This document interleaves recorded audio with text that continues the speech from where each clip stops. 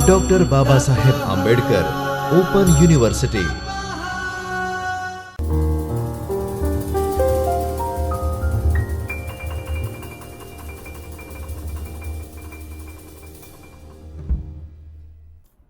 नमस्कार विद्यार्थी मित्रों, doctor Baba Saheb Ambedkar open university के चैतन्य स्टूडियो से मैं डॉक्टर आशीष कुमार सिंह, सहायक प्राध्यापक हिंदी, आप सभी का हृदय से स्वागत करता हूं। विद्यार्थी मित्रों, आज हम बीए द्वितीय वर्ष के हिंदी अनिवार्य, एकांकी एवं अन्य गद्य विधाएं और व्याकरण, सब्जेक्ट कोड है HND-COM-202 इकाई 11 भाग 1 पढ़ने जा रहे हैं। विद्यार्थी मित्रों, इस इकाई को मैं 2 भागों में बांटकर पढ़ाऊंगा। पहले भाग में हम इसके उद्देश्य की बात करेंगे, प्रस्तावना की बात करेंगे और जीवनी के जो हिंदी साहित्य में उसका विकास हुआ है उस पर बातचीत करेंगे और डॉक्टर रामविलास शर्मा जो इसके लेखक हैं उनके जीवन परिचय और कृतित्व परिचय से रूबरू होंगे। इसके बाद जब इसके भाग 2 आएगा, जब भाग 2 मैं बनाऊंगा, उसमें मैं इसके विषय वस्तु जो है उस पर बातचीत करेंगे, सार बिंदु जो है उन पे बातचीत करेंगे, उपयोगी पाठ्य सामग्री के बारे में बताऊंगा और कुछ प्रश्न से जुड़े हुए चीज़ों के बारे में भी बताऊंगा जो आपको परीक्षा में उपयोगी होंगे। विद्यार्थी मित्रों, आइए अब इसके प्रस्तावना और लेखक परिचय और जीवनी के हिंदी साहित्य में विकास के कब से शुरू हुआ, कब से आरंभ हुआ पर हम बातचीत करते हैं। विद्यार्थी मित्रों, निराला की साहित्य साधना डॉक्टर रामविलास शर्मा। सूर्यकांत त्रिपाठी निराला के बारे में जैसा कि आप जानते ही हैं, आपकी जन्म जयंती 21 फरवरी को अभी आने वाली है, लेकिन हम इनको सरस्वती पूजन के दिन, बसंत पंचमी के दिन भी मनाते हैं। इसे निराला, सूर्यकांत त्रिपाठी निराला जी के ऊपर डॉक्टर रामविलास शर्मा जी ने जीवनी लिखी और जीवनी आधुनिक हिंदी गद्य की एक महत्वपूर्ण विधा है। किसी महान व्यक्ति के जीवन का संपूर्ण विवरण क्रमबद्ध रूप में महत्वपूर्ण घटनाओं के माध्यम से जब कोई अन्य लेखक प्रस्तुत करता है तो उस साहित्यिक रचना को जीवनी कहा जाता है। विद्यार्थी मित्रों, मैं आप लोगों को आत्मकथा और जीवनी के बीच के जो भेद हैं उससे रूबरू कराना चाहूँगा। कुछ बच्चों को इस बात को लेकर गलतफहमी होती है कि आत्मकथा और जीवनी एक है, लेकिन मित्रों, आत्मकथा और जीवनी एक होती तो हम इसे एक नाम देते, हम इसके 2 अलग अलग नाम नहीं देते। आत्मकथा वह कथा होती है जिसमें व्यक्ति स्वयं की कथा लिखता है या लेखक स्वयं होता है और वह अपने ही जीवन के बारे में लिखता है। जैसे डॉक्टर तुलसीराम मुर्दहिया लिखते हैं या मणिकर्णिका लिखते हैं, तो वो उनकी आत्मकथा है, जैसा कि मैंने इसके पहले पूर्व की इकाइयों में आप लोगों को पढ़ाया है।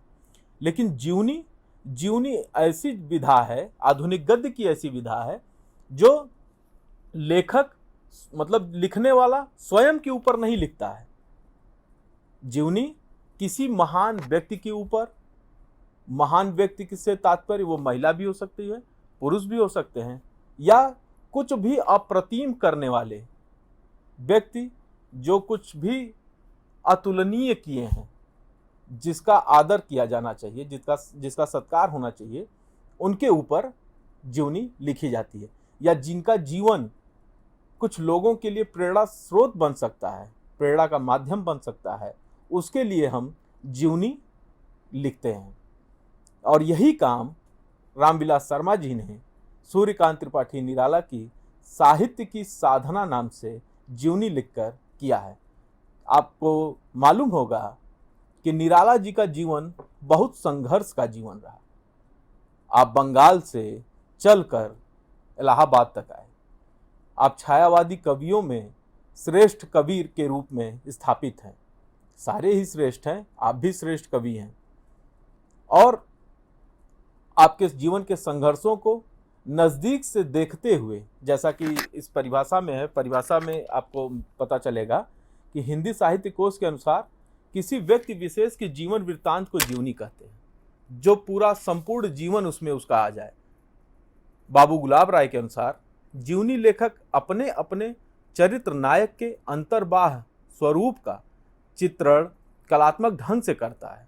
इस चित्रण में वह अनुपात और शालीनता का पूर्ण ध्यान रखता हुआ सहृदयता, स्वतंत्रता और निष्पक्षता के साथ अपने चरित्र नायक के गुण दोनों सजीव व्यक्तित्व का एक आकर्षक शैली में उद्घाटन करता है। तो इस परिभाषा के हिसाब से, इन परिभाषाओं के हिसाब से रामविलास शर्मा जी के द्वारा लिखा गया साहित्य साधना, निराला की साहित्यिक साधना निश्चित रूप से एक सफल जीवनी है। और जीवनी के अनेक प्रकार के भेद होते हैं, जिसमें आत्मीय जीवनी होती है, लोकप्रिय जीवनी होती है, ऐतिहासिक जीवनी होती है, मनोवैज्ञानिक जीवनी होती है, व्यक्तिगत जीवनी तथा कलात्मक जीवनी। हिंदी भाषा के विकास क्रम की तरह जीवनी विधा का भी विकास क्रम रहा है। यह विकास क्रम भारतेंदु के समय में आकर अपने प्रामाणिक रूप में दिखाई देने लगता है। भारतेंदु युग के बाद द्विवेदी युग तक हिंदी भाषा के परिष्कार की प्रक्रिया जारी रहती है।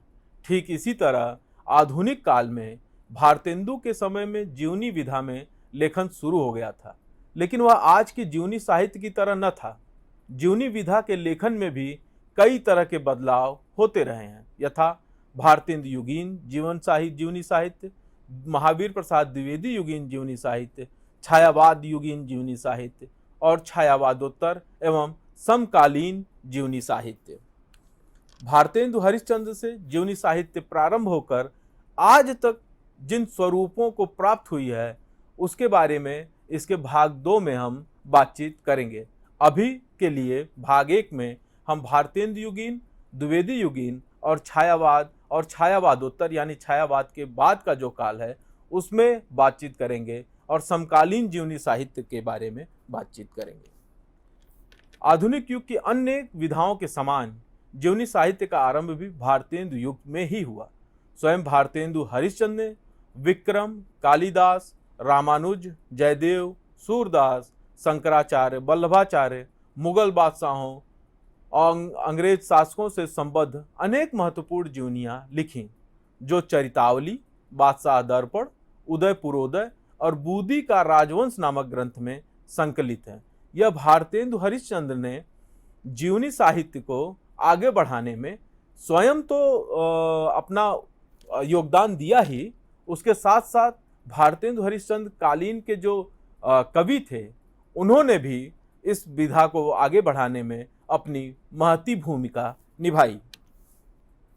द्विवेदी युगीन जीवनी साहित्य की बात करें तो इस काल में भी कुछ महत्वपूर्ण जीवनी साहित्य लिखे गए। आर्य समाज के प्रवर्तक ऋषि दयानंद तथा अन्य महापुरुषों से संबंधित जीवनियां लिखी गई, राष्ट्रीय महापुरुषों से संबंधित जीवनियां लिखी गई तथा ऐतिहासिक महापुरुषों से संबंधित भी जीवनियां लिखी गई।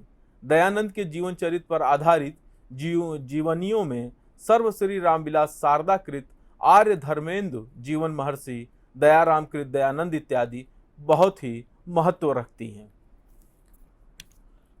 छायावाद युगीन जीवनी साहित्य की बात करें तो तत्कालीन राष्ट्रीय आंदोलन के प्रभाव के परिणाम स्वरूप लेखकों की सर्वाधिक अभिरुचि राष्ट्रीय नेताओं से संबंधित जीवनियां लिखने की ओर रही। इसके साथ ही इतिहास प्रसिद्ध महापुरुषों और महान महिलाओं के जीवन वृत्त प्रस्तुत करने की ओर भी ध्यान दिया गया। राष्ट्रीय नेताओं के संदर्भ में नवजादिक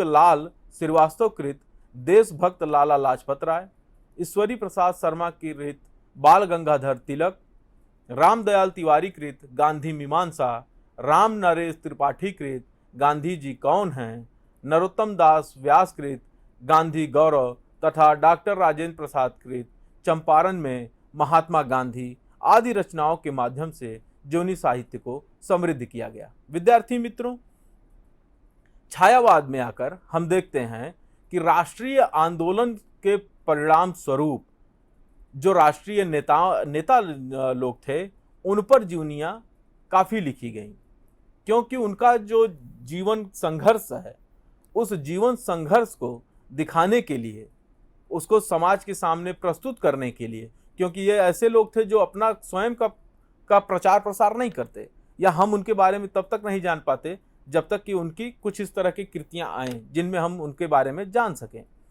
इस रूप में इन लेखकों ने, छायावादी लेखकों ने अपनी महती भूमिका निभाई और गांधी मीमांसा, गांधी जी कौन है, गांधी गौरव, चंपारण में महात्मा गांधी आदि जीवनियां काफी लोकप्रिय रहीं। छायावादोत्तर एवं समकालीन जीवनी साहित्य। महात्मा गांधी इस युग के सर्वाधिक लोकप्रिय नेता थे। फलतः उनसे संबंधित जीवनियां सर्वाधिक संख्या में उपलब्ध होती हैं। घनश्याम बिड़ला, काका कालेलकर, सुमंगल प्रकाश, सुशीला नायर, डॉक्टर राजेंद्र प्रसाद तथा जैनेन्द्र कुमार द्वारा क्रमशः लिखित बापू, बापू की झांकियां, बापू के कदमों में और अकाल पुरुष गांधी इस दिशा में उल्लेखनीय कृतियां हैं। समकालीन युग की सबसे महत्वपूर्ण देन साहित्यकारों की जीवन चरित्र हैं। सूर्यकांत त्रिपाठी निराला के जीवन पर एकाधिक कृतियां प्राप्त होती हैं। इसमें गंगा प्रसाद पांडे द्वारा महाप्राण निराला तथा रामविलास शर्मा विरचित निराला की साहित्य साधना, जिसका हम अध्ययन कर रहे हैं, विशेष रूप से उल्लेखनीय है। लेखक परिचय। डॉक्टर रामविलास शर्मा जी के जीवन परिचय पे मैं दो बातें बता रहा हूं।